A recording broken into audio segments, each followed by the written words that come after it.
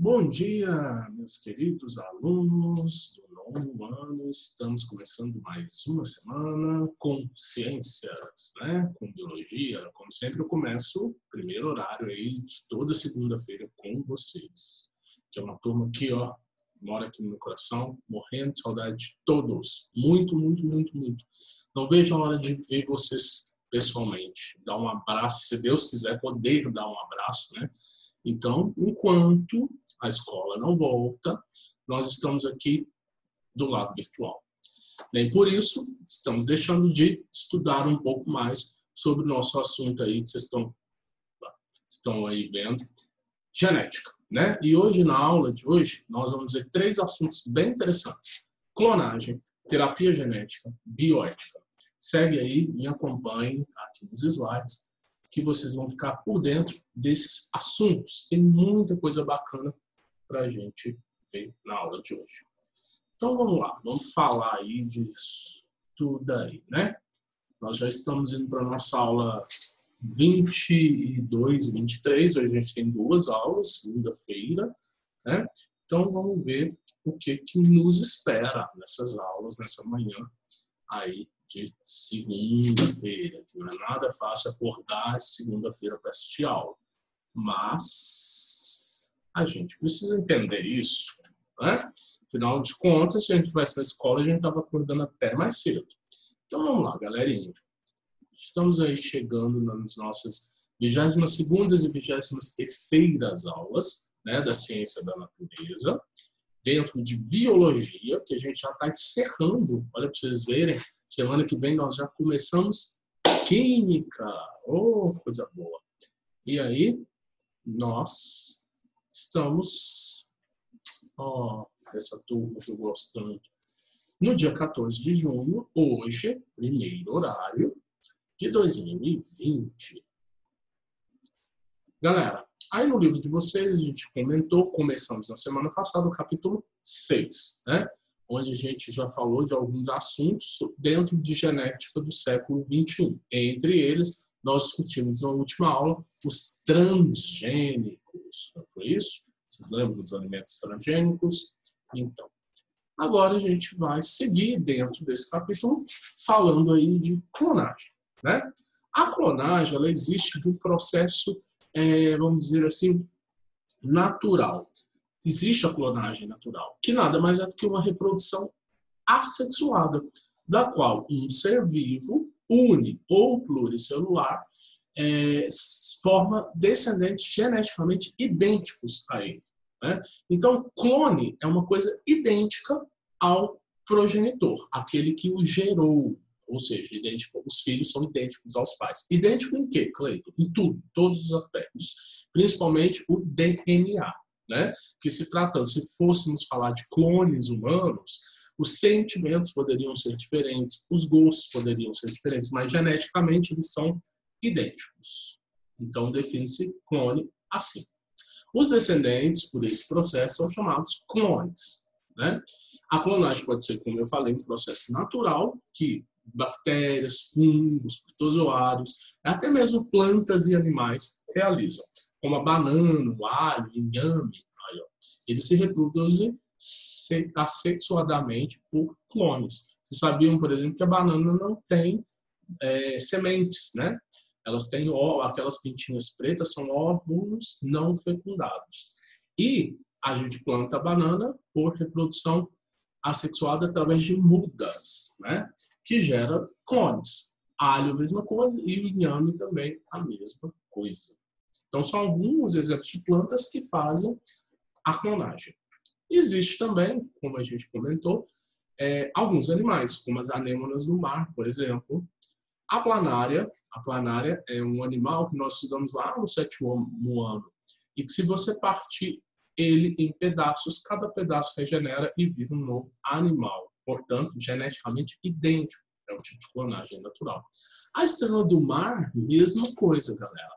A estrela do mar, se você arrancar ela em braços, né, partir os 5 braços, cada braço tem capacidade de regenerar e formar um indivíduo inteiro, ou seja, os outros 4 braços. Uma estrela de 5 braços.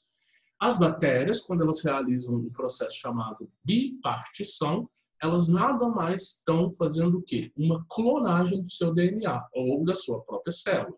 Então, isso aqui, depois do processo vão se separar e você vai ter 2 clones, portanto, idênticos entre si. E está aí a anêmona do mar, no qual começa a nascer uma espécie de um broto, um bolo de células idênticas, que depois solta, cai no ambiente, fixa, né, no fundo do mar, geralmente, e forma uma nova anêmona. Então, os animais podem se reproduzir, as bactérias podem se reproduzir por espécies de clonagem naturais. Mas nós estamos aqui para dizer sobre a clonagem humana, possíveis clonagens com outros animais, no que isso implicaria, né? Não foi feito clonagem humana ainda, mas nós vamos discutir sobre isso. Quais são as vantagens da clonagem? Olha só, a vantagem da clonagem, por exemplo, em plantas, que se faz muito, ou também que é também chamada de propagação vegetativa, né?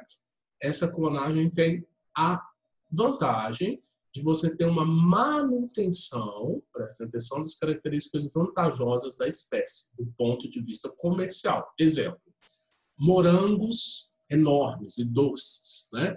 Se você tem uma planta assim, você pode replicar e fazer clones para você ter uma plantação inteira de morangos com essas características genéticas idênticas a uma planta, né? Ou seja, você tem morangos grandes e doces, né? E todos iguais. Então, você não tem só um pé. Você clonou, você vai ter vários, uma plantação inteira. Então, é muito interessante para lucros comerciais. Formato, a resistência, o sabor, né? São os clones geneticamente idênticos à planta-mãe. Então, por exemplo, uma laranja que dá 10 vezes mais vitamina C do que uma outra laranja. Você pode copiar essa informação, né? E aí você tem uma reprodução em grande escala dessas características. Além disso, né, é uma propagação vegetativa rápida do que plantar por sementes. Você pega um pedaço da planta, geralmente coloca ele para germinar, aí pode ser até num líquido nutritivo, né, igual esses potes aqui, ó. E não precisa plantar, esperar germinar, nascer. Essa propagação é muito mais rápida, né? Dura aí semanas para você propagar, então muito mais rápido. Então essas seriam as vantagens, no caso, para as plantas. Mas existem desvantagens. E a principal, né, é a baixa variabilidade genética, que pode tornar a espécie mais vulnerável a alterações ambientais, uma vez que todos os indivíduos poderão ter a mesma capacidade de respostas a ela. Isso nós já estudamos em evolução. É importantíssimo ter variabilidade genética. Por quê? Se você tem uma plantação inteira de clones, se surgir uma doença, todos são iguais, não vai ter nenhum resistente. E aí o que acontece? Todos podem vir a morrer. Não vai ter uma seleção natural onde não há variabilidade genética, né? E Darwin já falava isso. É importante ter variabilidade genética para selecionar os mais fortes para as próximas gerações. Então, por exemplo, imagina uma lagarta que ataca igualmente todas as plantas.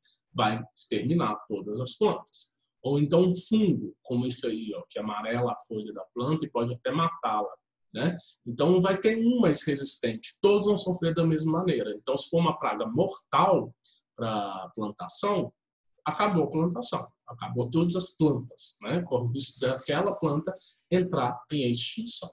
Então, esse é o grande empecilho de uma clonagem em grande escala.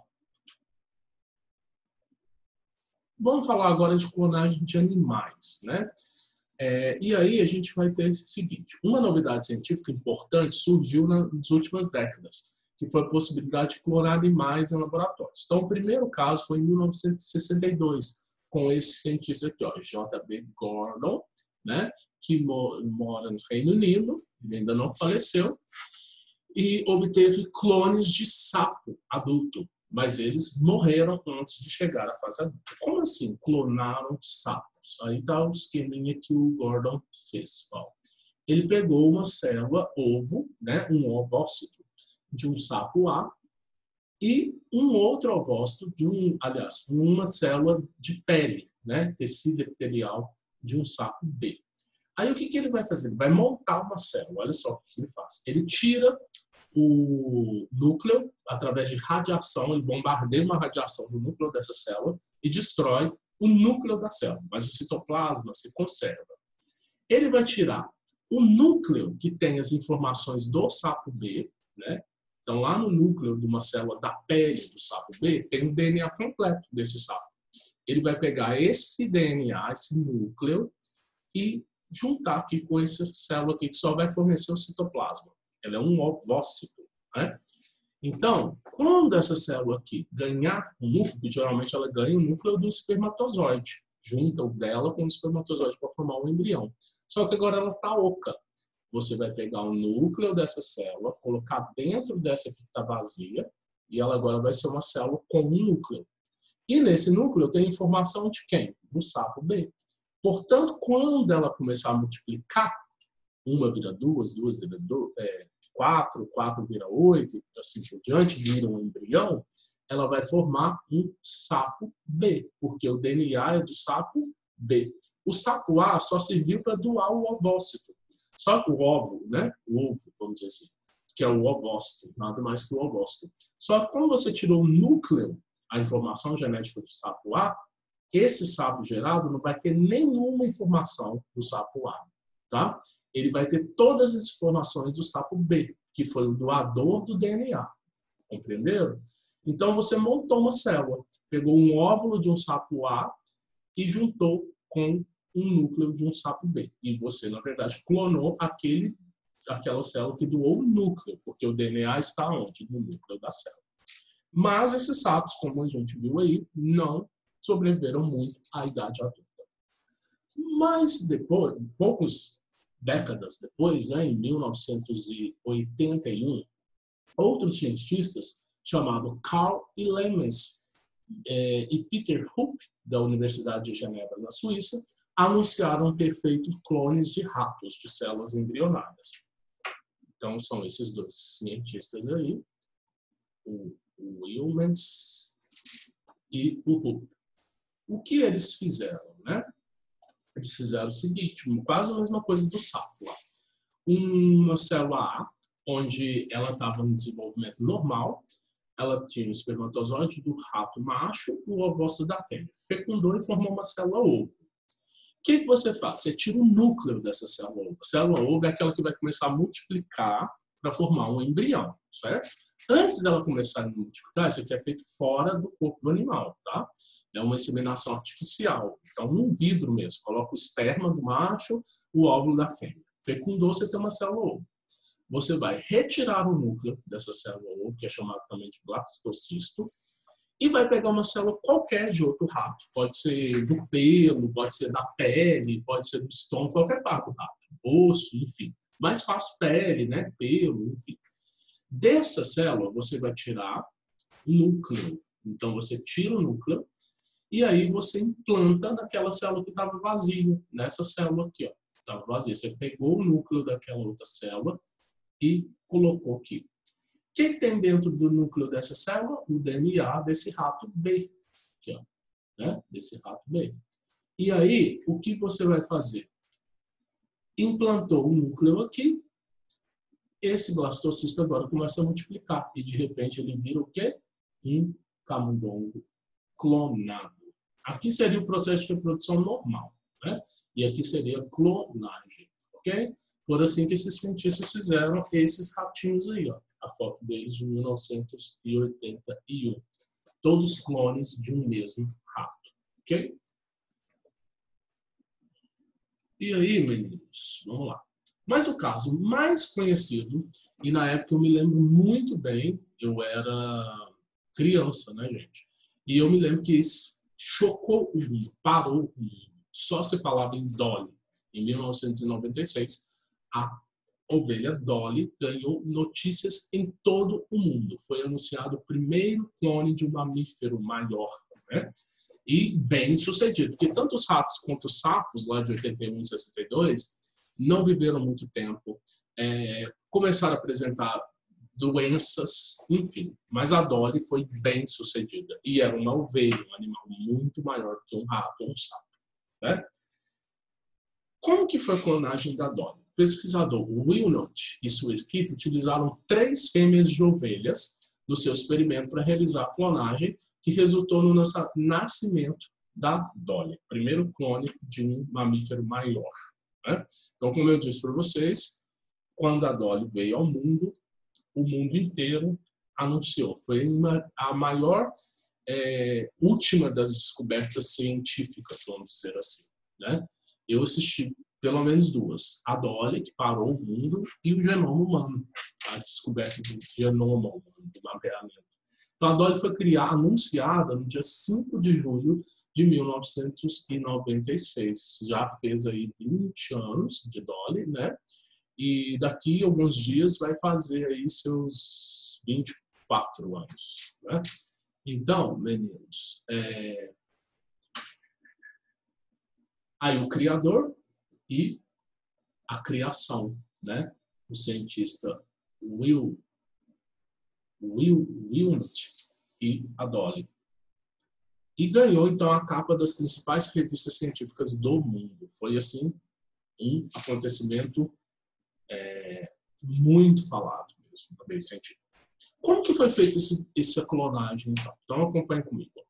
Nesse processo, retirou-se o núcleo de uma célula da glândula mamária de uma ovelha adulta da raça Finn Dorset, cara branca, né? Esse núcleo foi implantado em um óvulo sem núcleo de outra ovelha da raça Scotch Blackface. Blackface é porque ela tem a cara preta.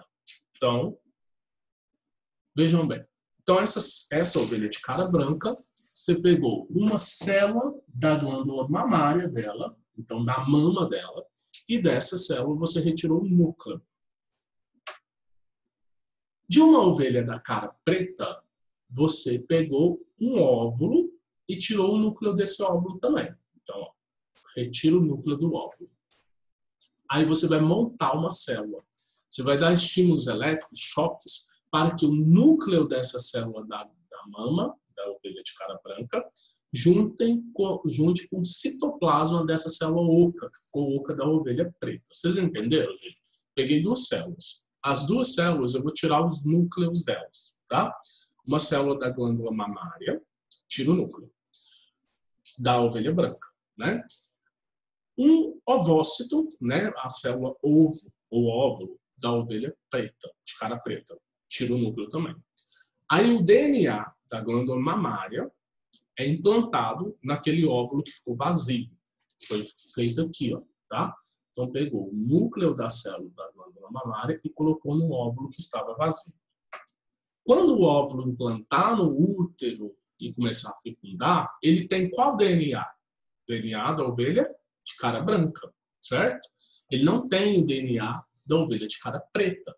A ovelha de cara preta, vamos dizer assim, só serviu para doar um óvulo vazio. Tirou a informação dela, não quero clonar ela, eu quero clonar a ovelha de cara branca, de onde eu tirei o DNA que estava lá na glândula mamária. Então, a célula resultante, né, foi implantada numa terceira ovelha, gerando um embrião que foi, então, transplantado numa ovelha qualquer, que ela vai servir só de barriga de aluguel, não vai ter informação genética nenhuma dela. Ela serve apenas de barriga de aluguel. Então, foi implantado numa terceira ovelha da raça Scotch Blackface, também de cara preta, né? E gerou a ovelha Dolly, da raça Finn Dorset, quer dizer, uma ovelha igual àquela de onde tirou a glândula mamária. Então, está aí os próximos passos. Olha só. Essa outra ovelha de cara preta serviu apenas como doadora, barriga de aluguel, né, na verdade. Pegou esse óvulo montado, com a informação da ovelha de cara branca e o óvulo de cara preta, juntou e colocou esse óvulo, né, nessa barriga de aluguel aqui. Essa mãe aqui só vai gerar o bebê. Quando ela tiver o bebê, ele vai nascer de cara branca, porque o DNA é de uma glândula mamária de uma ovelha de cara branca. Ela que foi clonada, ok? E tá aqui, então, nossa Dolly. Os experimentos feitos com a Dolly e outros animais mostraram que a clonagem mamífera gera riscos de doença, envelhecimento precoce e má formação dos clones. Então, apesar de bem-sucedida, não foi tão bem-sucedida assim, né? A clonagem em si deu certo, nasceu o animal, o clone, mas depois eles viram que o animal desenvolveu doenças, envelheceu rápido. Por quê? Você já pega um DNA velho, quando você tira uma célula da glândula mamária, você já pegou um DNA pronto, né? Você pegou um DNA de uma ovelha adulta, então ela já estava velha, então aquele DNA já é mais velho. Então, a ovelha morreu muito antes do tempo natural de uma ovelha normal. Isso provocou muito questionamento sobre os limites da realização desse tipo de pesquisa. Então, o mundo inteiro ficou preocupado. Ai, meu Deus, já conseguiram clonar uma ovelha, agora eles vão sair clonando gente. Daqui uns dias você vai ter uma pessoa igual você, esbarrar com uma pessoa igual você na rua. Às vezes você nem vai saber que pegaram uma célula sua, puxou um cabelo, raspou a unha, tirou uma célula de sua pele e fez um clone de você, né? Então, o povo começou a ficar meio apavorado naquela época.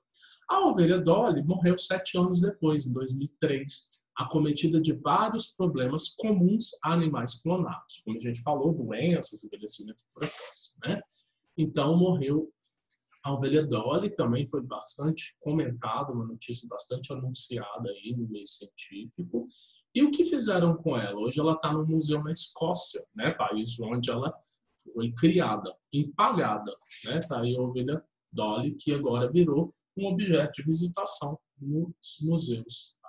Com relação à clonagem humana, mais de 60 países, inclusive o Brasil, já se pronuncia contra qualquer tipo de experimento desse sentido. Gente, para que você ter clones? Para que criar clones? Né? Muita gente fala assim, porque quando você morrer, seu clone continua. Que sentido, gente? Todo mundo tem que morrer. Né? O ciclo natural da vida. Eu vou morrer, mas eu quero deixar um clone meu aqui para continuar. Não vai ser eu, né?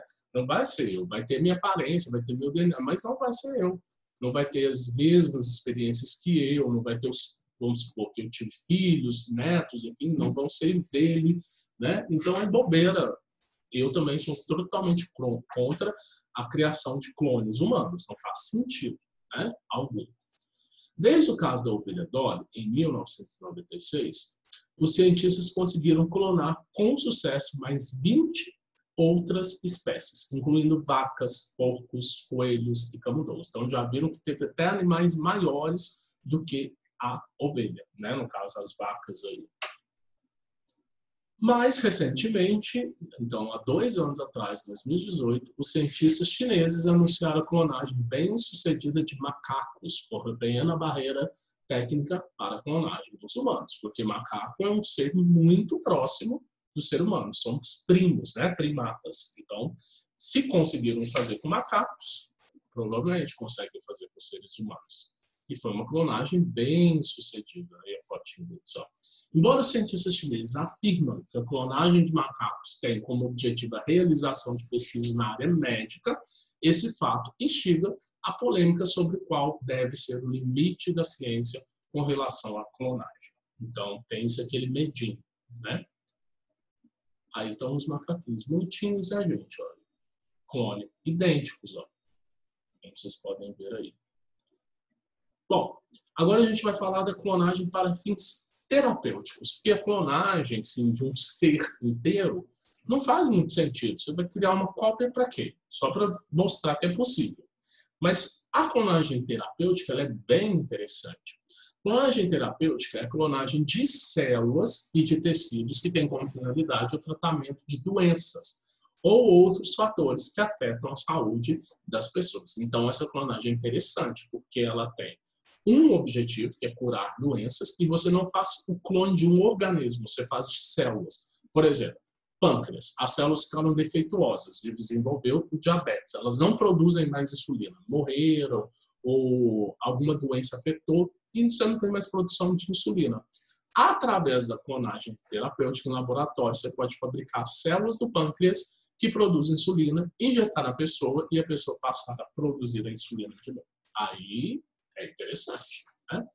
Uma das técnicas utilizadas envolve a retirada de células de embriões nos seus primeiros estágios de desenvolvimento, as chamadas células-tronco embrionárias, pois elas têm capacidade de se transformar em vários tipos de células e formar diferentes tecidos. Lembra que a gente comentou em uma aula aí de genética que a célula-tronco é como se fosse uma célula que tem todo o alfabeto, com todas as letras ativadas. Eu até dei um exemplo. Imagina que esse alfabeto são lâmpadas. E quando ela é tronco, ela ainda não virou uma célula de osso, uma célula de músculo, uma célula de coração, todos os genes estão ativados, todas as lâmpadas estão ativadas. De repente, algumas apagam e algumas mantêm acesas.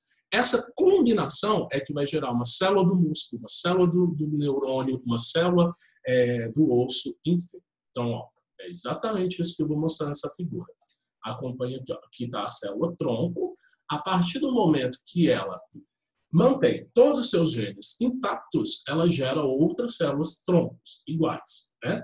Mas a partir do momento que ela começa a desligar genes, ativar genes, ela se diferencia em neurônio, células de gordura, células do sangue, células do músculo, células do osso, células do sangue e por aí vai. Outras células do sangue, células brancas, células vermelhas e por aí vai. Formando diversos tipos de células que nós temos no corpo humano. Dezenas, centenas delas, né? Essas células podem ser cultivadas em laboratório e utilizadas no tratamento de doenças como câncer, doença de Alzheimer, doença de Parkinson, né? Diabetes, artrite e doenças cardíacas, além de auxiliar no tratamento de lesões da coluna, queimaduras e outras. Então, é feito o seguinte: uma célula, ou um ovócito, né? A célula-tronco, na verdade, você vai tirar dessa célula-tronco o núcleo, que tem um DNA intacto, e aí eu quero fazer, por exemplo, uma célula do coração. E aí eu vou olhar qual é a combinação que dá uma célula de coração. Eu manipulo seus genes, e aí aquela combinação que eu manipulei me dá uma célula do coração. Ou me dá um neurônio, ou me dá, por exemplo, um músculo, ou me dá, por exemplo, uma célula de sangue, né? A célula que eu quiser criar. Então, simples assim. Muito bacana. Por isso que eu falei que muita gente, quando nasce, guarda o cordão umbilical, porque no cordão umbilical tem bancos para guardar o cordão umbilical, né? Em hospitais e clínicas, e aí fica ali congelado durante anos. E quando a pessoa for adulta e desenvolver uma doença, ela pode voltar naquele banco e tirar suas próprias células-tronco para fazer esse tipo de clonagem terapêutica. A clonagem envolvendo célula-tronco embrionárias tem provocado polêmicas. Muitos consideram que a vida tem início a partir da fecundação, que torna a utilização de células de um embrião humano e sua consequente destruição em um ato criminoso. Então, quando pega a célula-tronco de um embrião, célula-tronco embrionária, né, eles acusam de tipo um aborto. Você está matando um embrião para tirar essas células-tronco dele, né? Então, já tem-se uma polêmica em cima disso. Outros acreditam que a vida só inicia com a implantação do embrião no útero. E há aqueles que ainda consideram a formação do sistema nervoso do embrião como o início da vida. Porque, assim, para a morte, você morre quando seu sistema nervoso para. Então, era para considerarmos a vida também a partir de quando você tem uma formação do sistema nervoso. Mas muita gente não. Fala que uma bolinha de célula já pode ser considerada vida. Ok? Então, tem muita discussão, muita polêmica em torno disso. Outra possibilidade de clonagem terapêutica consiste em implantar o núcleo de uma célula do próprio paciente em um ovócito sem núcleo. Então, você tira uma célula da pele minha, pega o seu núcleo e coloca num ovócito que você tirou o núcleo, igual lá da ovelha, né? Aí vai ser o DNA todo.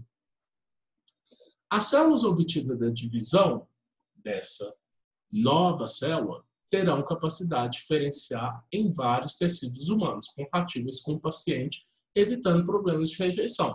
Se eu tirei o DNA de uma célula da pele minha, obviamente eu vou clonar células de pele.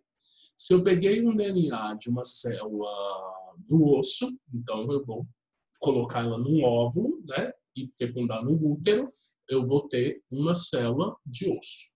Ah, mas como assim? Na verdade, eu falei errado, me equivoquei. Você não coloca no útero, você cultiva ela em vidro, né? Não precisa implantar no útero.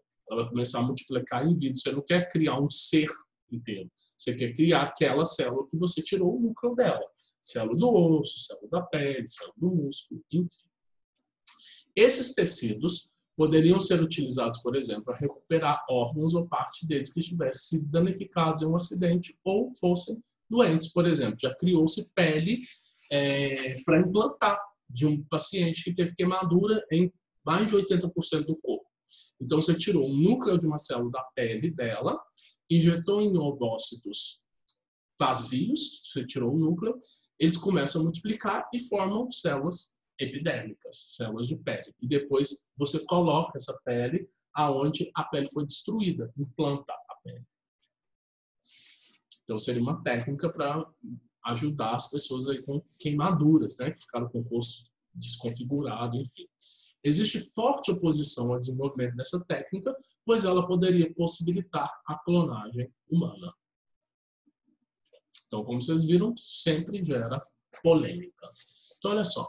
Você tem um núcleo de uma célula qualquer sua, um núcleo, por exemplo, de uma célula da pele, e um ovócito. Aí você vai substituir o núcleo desse ovócito, você tira o núcleo desse ovócito, correto? E implanta esse núcleo aqui. Ele que vai lá para o seu ovócito agora. Então, essa célula aqui é a célula, vamos dizer assim, recombinada, né? Ela estava vazia, pegou o núcleo de outra célula e colocou nela. Essa célula, então, aqui, ela vai passar a começar a se diferenciar e virar outras células, né? Célula de osso, célula de pele, enfim. Então, isso aqui é, no caso, aí você poderia criar órgãos, né? Como coração, fígado, ou mesmo células. Não precisa ser um órgão, pode ser tecidos ou células. Então, isso seria clonagem terapêutica. Ok? Vamos falar agora de terapia genética. A terapia genética é o tratamento de determinadas doenças, geralmente hereditárias, por meio de manipulação de genes. Você não vai criar clones, você vai consertar o erro genético, vamos dizer assim, a mutação, alguma coisa desse tipo, tá? Então, isso que é a terapia genética. Embora as pesquisas envolvendo a manipulação de genes tenham começado há algumas décadas, muitas delas tiveram que ser abandonadas ou postergadas por causa de resultados insatisfatórios obtidos. Algumas envolviam até a morte do paciente. Mexer no DNA pode significar desprogramá-lo totalmente e você não conseguir o resultado esperado, né? Então, por isso, ficou complicado. Mas em 2013, desenvolvendo uma técnica chamada CRISPR, permitiu copiar e colar genes ou pedaços de genoma de maneira fácil e com custos bem baixos, né? Utilizando técnicas anteriores.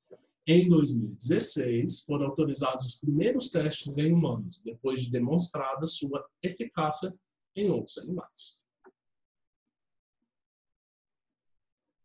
Embora os resultados sejam promissores, né, ainda existem muitas questões que deverão ser discutidas pela sociedade para definir os limites da manipulação genética na cura de doenças. Então, ainda está sendo muito polemizado, muito discutido. Enfim, olha um exemplo de terapia gênica com vetores virais. Você pega um DNA de vírus, manipula no laboratório e aí funciona bem legal. Ó. Como que é feito? O vírus que será usado como vetor é alterado geneticamente para se tornar inofensivo. Então, está aqui um gene que poderia causar uma doença e aí você manipula ele, pega um DNA e faz com que ele fique inofensivo, neutraliza aquele DNA viral perigoso, né? Aí o que você vai fazer? O gene que o paciente precisa, exemplo, o gene para produzir insulina, você vai tirar um pedaço do DNA do vírus, da pessoa, desculpa, você pega um pâncreas saudável, de uma pessoa que não tem diabetes. Aí você pega o gene que produz a insulina dessa pessoa. E injeta ele no vírus. Você insere ele no vírus. Aí o vírus vai infectar a célula de uma pessoa. né? Vetor transportado. Então, o vírus agora tem o DNA dele, o DNA para produzir insulina. Ele vai infectar a sua célula. Quando um vírus infecta a nossa célula, ele coloca o DNA dele na nossa célula. O DNA do vírus passa a fazer parte do seu DNA. Se fosse um vírus produtor de doença, aí o seu DNA ia parar de trabalhar para você e começaria a fabricar novos vírus, né? A ponto de estourar a sua célula e infectar novas células. Então, o vírus faz isso, ele faz a sua célula trabalhar para você, porque ele coloca o DNA dele na sua célula. Só que agora, no DNA do vírus, tem um DNA para produzir insulina. Então, quando a sua célula for infectada por esse DNA viral, que na verdade foi feito, né? Você pegou um DNA de uma célula normal para produzir insulina, tirou o gene da insulina e colocou no vírus. O vírus te infectou com esse gene da insulina. Então, o que sua célula vai passar a produzir? Insulina. Obviamente, você vai infectar que tipos de célula do corpo da pessoa? Pâncreas, né? Você vai injetar os vírus lá no pâncreas. Ele vai infectar aquelas células do pâncreas e as células do pâncreas vão passar a produzir insulina. Bem interessante, não é? Bioética. Os conhecimentos científicos, apesar de trazerem muitos benefícios, provocam questionamentos e dúvidas com relação à maneira e aos limites de sua utilização. Não é fácil estabelecer limites para o comportamento dos seres humanos, né? Que o ser humano sempre quer ir além. É preciso estipular regras e princípios gerais que disciplinem a convivência em sociedade. Então, por isso, criou-se, né, a bioética. Ética é o campo do conhecimento que se dedica a refletir sobre como os seres humanos devem agir perante os outros e qual deve ser o comportamento adequado diante da determinação dessa situação, de determinada situação. Então, mais ou menos, a ética tem que fazer o homem ter limite, porque senão o homem vai trazer dinossauro de volta, vai trazer mamutes de volta, tigres dente-sabre, né? Por quê? Basta ele ter uma célula preservada de um fóssil em gelo ou de um DNA em âmbar, num mosquito, naquela resina, igual na ficção, né, no Jurassic Park, que o homem é capaz de criar, sim, esses animais de volta. Então, o homem tem que ter um momento para refletir sobre isso. E veio, então, a nascer essa ciência chamada bioética. Então, a partir dos meados do século XX, a bioética surgiu como um ramo de estudo da ética, que tem como objetivo refletir sobre os limites de comportamento das pessoas com relação às pesquisas científicas e aplicações relacionadas a seres vivos, incluindo o próprio humano. Gente, antes da bioética eram feitas coisas cruéis com animais, tipo testar se um determinado produto de limpeza poderia causar cegueira. Em que eles testavam? Em coelho. Espirrava o produto no olho do coelho. Era cruel, sabe, os testes que eram feitos.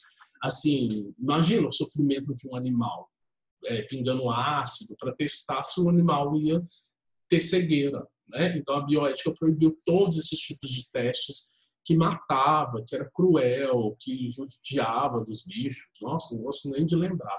Umas coisas horrorosas, né? E ainda bem que surgiu essa ciência para poder evitar esses tipos de pesquisas de sacrifício com animais, enfim, né? As cobaias que eram mortas para testes, até bobos. Questionamentos sobre os limites das pesquisas e das aplicações envolvendo organismos transgênicos e clonagem, além de questões de aborto e eutanásia. Eutanásia, meninos, é a decisão de um paciente, por exemplo, está entubado, né? E aí o médico já fala assim, olha, não tem chance dele sobreviver mais, agora é esperar morrer. Então ele fica ali respirando por aparelho, os aparelhos ligados, e a eutanásia diz exatamente isso. Dependendo da gravidade, os aparelhos podem ser desligados e a pessoa é induzida à morte, para evitar o sofrimento da família, os gastos com hospitais, isso é a eutanásia. Então tem toda uma discussão sobre isso. Manipulação de animais em laboratórios, entre outros, fazem parte das discussões que envolvem a bioética. Busca-se, por meio dela, a construção de princípios e regras que possibilitam uma convivência mais harmônica entre os seres humanos e destes com os outros seres vivos que habitam o planeta, né? A bioética envolve tudo, olha só, ela envolve sociedade, direito, né, política, economia, ciência, exercício profissional, educação, história, psicologia, saúde, biologia, ambiente, cultura, espiritualidade, moral. Ou seja, tudo envolve a bioética, que traz uma reflexão sobre a adequação das ações que envolvem a vida e o viver. Bio, vida, ética. Ética sobre a vida, né? Seria a bioética.